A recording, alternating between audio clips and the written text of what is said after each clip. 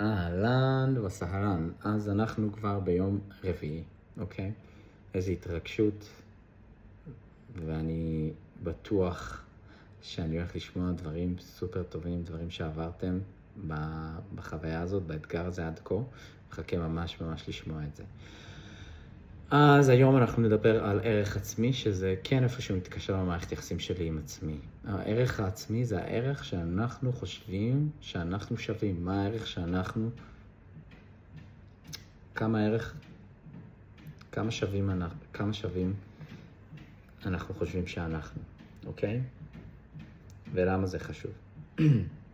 ערך עצמי משפיע על כל דבר בחיים שלנו. זה סוג הדברים האלה שהם משפיעים פשוט על כל דבר, על כמה אנחנו מרוויחים, על מערכות יחסים שאנחנו מאפשרים להיכנס לחיים שלנו, איזה מערכות יחסים, כמה טובות הם. לכולנו יש מקום להשתפר בדבר הזה.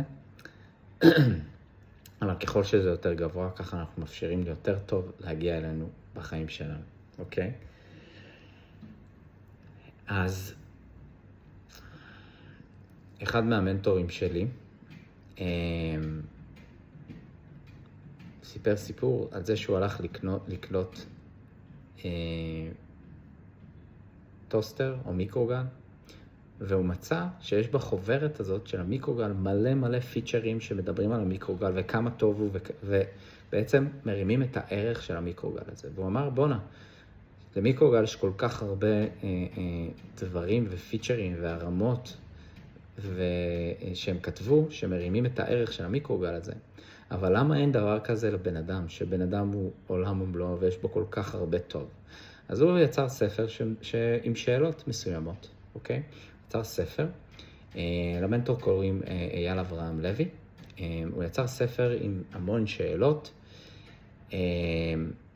שבעצם מדברות על הערך של הבן אדם, אוקיי? הוא עוד אומר שבחיים שלנו יש או ערך עצמי או הרס עצמי. וככל שבן אדם נמצא בערך עצמי יותר גבוה, פחות יש הרס עצמי.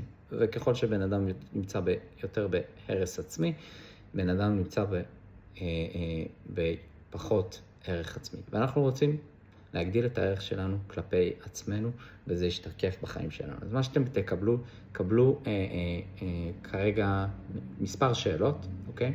ואני לא הייתי רוצה להתמקד בהרבה שאלות, הייתי רוצה לקחת כמה שאלות, אבל שתיכנסו עמוק בתוך השאלות האלה.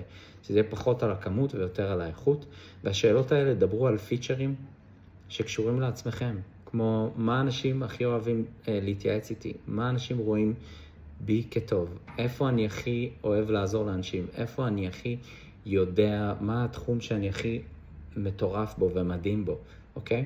ולאט לאט הערך העצמי הזה יעלה וישתקף בחיים שלכם. אז זו המשימה, אני ארשום לכם את השאלות האלה, כך שזה יהיה לכם רשום, ותשתפו גם על תובנה או משהו שהייתם רוצים לשתף שקשור לתרגיל הזה, ואני ממש מחכה לשמוע.